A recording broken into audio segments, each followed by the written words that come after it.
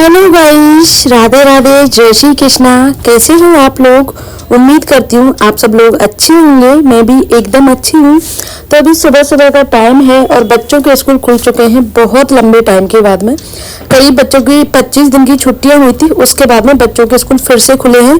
और संक्रांति के टाइम तो मौसम खुल गया था, लेकिन संक्रांति के बाद के 2 दिन बहुत ठंड रही थी। मतलब कोहरा, ठंड बहुत जबरदस्त रही थी। वो कहते हैं ना कि एक बार लौट के जरूर आता है, ठंडी हो या गर्मी हो, तो वही सीन हुआ था। मैं तो सोच रही थी कि अब मोटी मोटी जैकेट है ना, उनको उठा के रख दूं, क्योंकि ठंड क्या सुबह शाम की रह गई थी, दोपहर में हल्की फुल्की ठंड होती थी।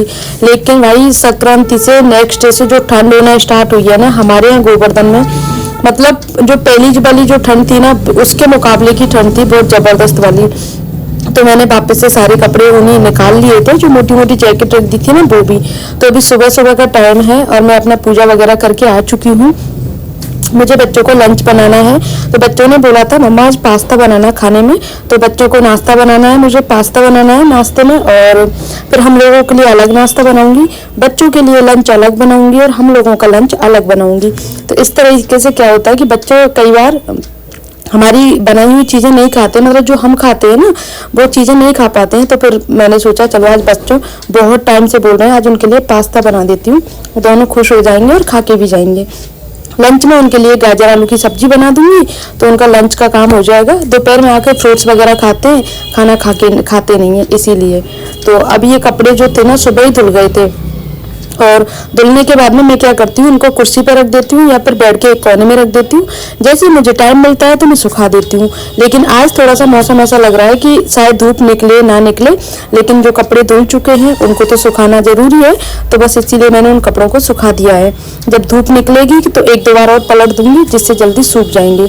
और तब तक मैंने अपने रूम की साफ सफाई का काम भी कंप्लीट कर लिया था, क्योंकि किचन मेरा इसीलिए ना मेरा जो काम जैसे ऊपर के जो काम होते हैं ना वो मैं कर लेती हूँ एक साथ में, फिर इकट्ठा नीचे आती हूँ तो नीचे का काम खत्म करती हूँ। तो नीचे का किचन का काम करने में मुझे आधा घंटा लग जाता है, क्योंकि आज तो मुझे पास्ता भी बनाना है। पहले सारी वेजिटेबल को इकट्ठा किया, देन उसके बाद में उनको कट करना है और तब मैं पास्ता बनाऊंगी। आटा मैंने लगा के रख दिया और गाजर आलू की सब्जी भी बना ली है, क्योंकि जब मैं चाय बनाने आई थी ना अपनी दोबारा की, तब मैं ये सारे काम कर गई थी। पास्ता उबाल दिया था और आटा लगा दिया था, गाजर आलू की सब्जी भी बना दी थी। तो अब मुझे इतना ज़्यादा काम करने की ज़रूरत नहीं है, आधा काम तो मेरा ऑलमोस्ट हो ही गया था। अब बस मुझे लास्ट का काम करना है, जैसे कि पास्ता बनाना है, पराठे सेकने हैं और बच्चों का लंच पैक करना है। ये सारे काम करने हैं। अगर पतिदेव सुबह खा के जाएंगे तो खा जाएंगे, नहीं तो फिर उनके लिए नाश्ता बना दूंगी। पास्ता की मना कर दिया है कि मैं पास्ता नहीं बनाऊंगा, तो मैंने बस नाश्ता मम्मी के लिए और दोनों बच्चों के लिए बनाया है। प्याज वगैरह कब नहीं बनाती ना तो मुझे अच्छा नहीं लगता, और प्याज तो हमारे खाते ही नहीं है। कभी 2 महीने 3 महीने में हम शाम को बनाती हूँ कभी, और वो भी कैसे बनाती हूँ, पहले ठाकुर जी का कुछ बनाती हूँ खाने पीने का भोग लगा के, तब मैं प्याज का बनाती हूँ। तो सुबह तो बनता ही नहीं है कभी भी, चाहे भोग लगा के बनाऊँ या ना बनाऊँ, लेकिन सुबह तो बनता ही नहीं है। हमेशा शाम को ही बनाती हूँ प्याज में, क्योंकि सुबह का ये रहता है ना पूजा का पूरे दिन का शेड्यूल, इसलिए सुबह सुबह प्याज नहीं होती है हमारे किचन में। और ना कोई कच्ची खाता है सुबह की, आपको बात बताऊं मैं, दोपहर के लंच की भी बता रही हूँ मैं आपको। रात को ही अगर खानी है किसी को, कभी मन किया महीने 2 महीने में, तो कच्ची काट के खा सकते हैं। खाता कौन है? मैं और पति देव, बाकी मम्मी पापा नहीं खाते हैं। तो ठाकुर जी का भी भोग लगता है और मम्मी पापा भी नहीं खाते हैं, तो इसीलिए। क्योंकि जब हम घर में रहते हैं ना तो हमें हर किसी के पसंद नापसंद का ध्यान रखना होता है कि कौन क्या खाता है क्या नहीं खाता है, और उसी हिसाब से मैं सारा खाना बनाती हूँ। कई बार ऐसा होता है कि पापा ये चीज़ें नहीं खाते हैं तो उनके लिए फिर अलग से बनाती हूँ, बच्चों को अलग बनाती हूँ, हम लोगों को अलग बनाती हूँ। होता है ऐसा, चाहे पापा 1 चम्मच खाएं या 2 चम्मच खाएं, लेकिन फिर अलग से बना देती हूँ।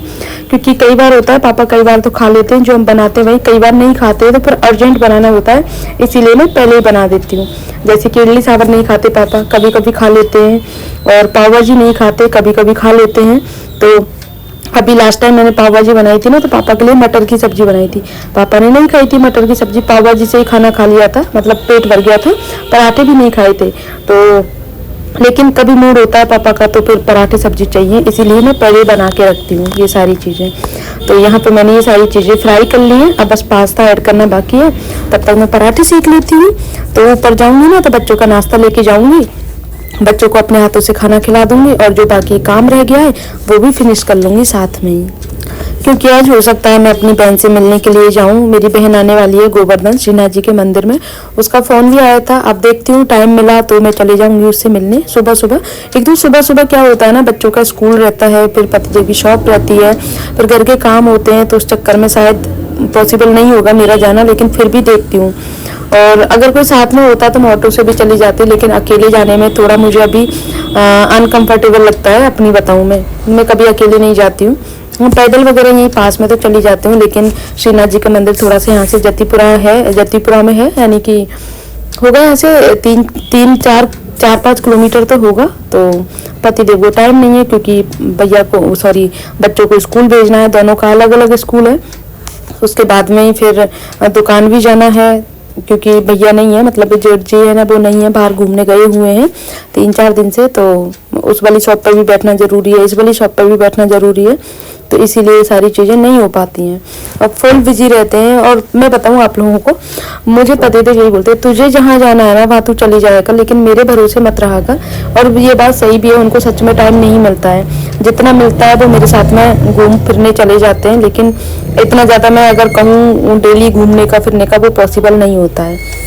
क्योंकि हमारे यहाँ पे ना तो कोई छुट्टी रहती है कभी भी।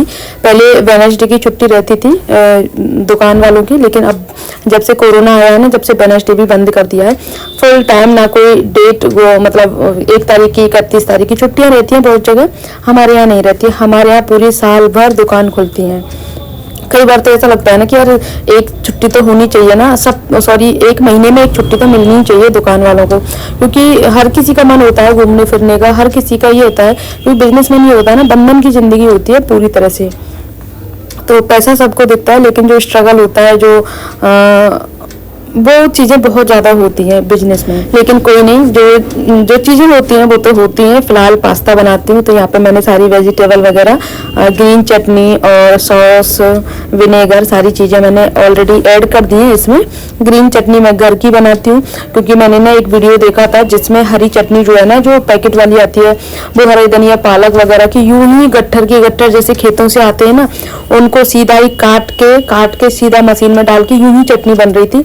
ना उनको धोना, ना उनको साफ करना, क्योंकि कई बार उसमें कीड़े भी होते हैं, कई बार धूल मिट्टी भी होती है, और अक्सर होती है, कई बार नहीं, हमेशा होती है धूल मिट्टी। हम तो जब भी चटनी बनाते हैं 2-2, 3-3 बार धनिया, बथुआ वगैरह सारी चीज़ों को धोते हैं, वो लोग नहीं धोते हैं। तो कितने सारे, मतलब ये जो बीमारियां होती हैं ना बाहर के खाने की, वो इसी वजह से होती हैं। तो इसलिए मैंने ना जो चीज़ें मुझे पॉसिबल होती है ना, वो तो मैं घर पे ही बनाती हूँ। और जैसे हरी चटनी मैंने इसमें घर की बनी हुई डाली है, तो बच्चों को मिर्ची भी नहीं लगती है और अच्छे से खा भी लेते हैं, क्योंकि उसमें थोड़ा सा तीखापन के साथ साथ खट्टी भी रहती है। इसमें खट्टापन नहीं है, बिल्कुल भी नेचुरल है सारी चीज़ें।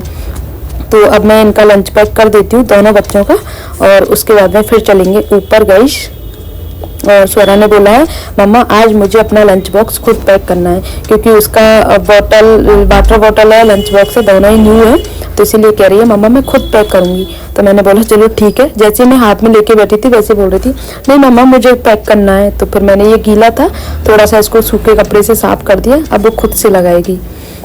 और यहाँ पे आके मैंने बस बच्चों को पास्ता दे दिया खाने को, इनके बैग में इनके लंच बॉक्स पैक कर दिए, और फिर करते हैं गाइस।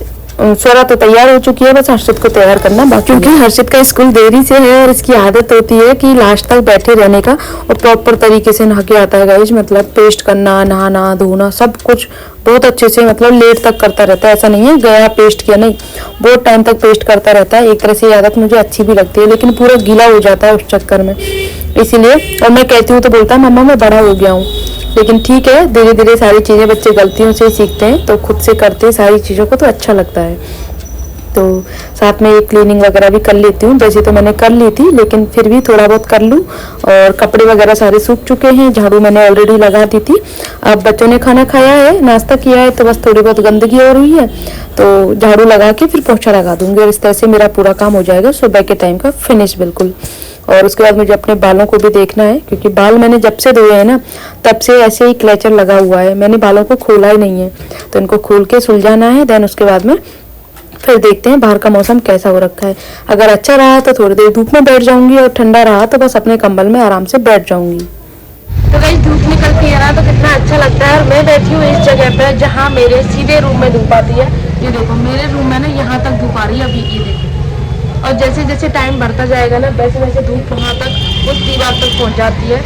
जब तक धूप रहती है यानी कि 5 बजे तक धूप रहती है सर्दियों में, 4:30 बजे तक, जब भी 5:30 बजे तक धूप रहती है ना, मेरे रूम में धूप आती रहती है। तो अभी मैंने ना यहाँ पे अपना तकिया लगा रखा है और यहाँ पे आराम से लेट रही हूँ थोड़ी देर के लिए, क्योंकि बच्चे स्कूल से आ गए हैं। अभी वो नीचे शॉप पे बैठे हैं बाबा के पास में। तो हल्की हल्की धूप है और देखो आपको दिखाती हूँ, मैंने ना यहाँ से पर्दे वगैरह भी सारे निकाल दिए जिससे धूप मुझे मिलती रहे इस तरह से।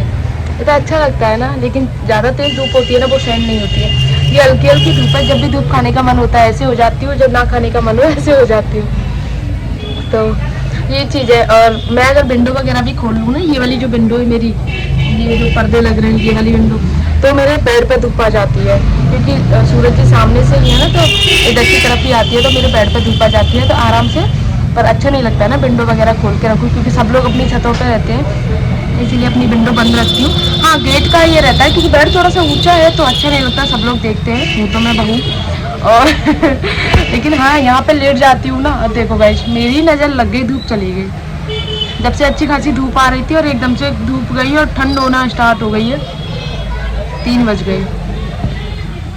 ये सीन रहता है। तो हल्की हल्की धूप आ रही है, अभी थोड़ी बहुत गर्माहट है। मैं तो यहीं बैठी रहूँगी आराम से, जब बच्चे थोड़ा सा परेशान करना शुरू करेंगे, जब यहाँ से उठूँगी तब अपने बेड पे जाऊँगी। वरना बेड पे अगर कंबल में रहो ना तो ऐसा लगता है उठो ही मत, कंबल ओढ़ के बैठे रहो। लेकिन यहाँ आराम से गर्माहट मिलती रहती है, अच्छा लगता है यहाँ पे। और देखो आवाज़ आना शुरू हो गई है, दोनों बच्चों की चिल्ला रहे हैं आपस में। और मेरी तरह धूप किस किस को पसंद है वो कमेंट करके बताना है। पहले मुझे पसंद नहीं थी धूप में अलग ही एक एलर्जी टाइप की सी कुछ ऐसा लगता था, मुझे बिल्कुल पसंद नहीं थी। कितनी भी ठंड हो, मेरा ये था मैं अपने रूम में बैठ जाती थी, ठंड हो तो कंबल में हीटर वगैरह चला के। लेकिन अब मैंने सोचा यार धूप के लिए दुनिया इतना तरसती है, मेरे तो रूम में धूप आती है, तो मैं क्यों ना इसका फ़ायदा उठाऊँ। तो मैं यहाँ पर तकिया लगा के लेट जाती हूँ, तो मुझे बहुत अच्छा लगता है। और धूप फिर से आ गई, धूप निकलते ही बंदर भी निकलना शुरू हो जाते हैं। और कल की आप लोगों को बात बताती हूँ, पापा का लोअर था, न्यू ट्रैक सूट का था, मोटा था, वूलन में आता है ना, उसमें था। तो ये जो जाल है, हमारे जाल लग रहे हैं यहाँ से, तो बंदर ने खींचा और खींचने के बाद में उसको ले गया।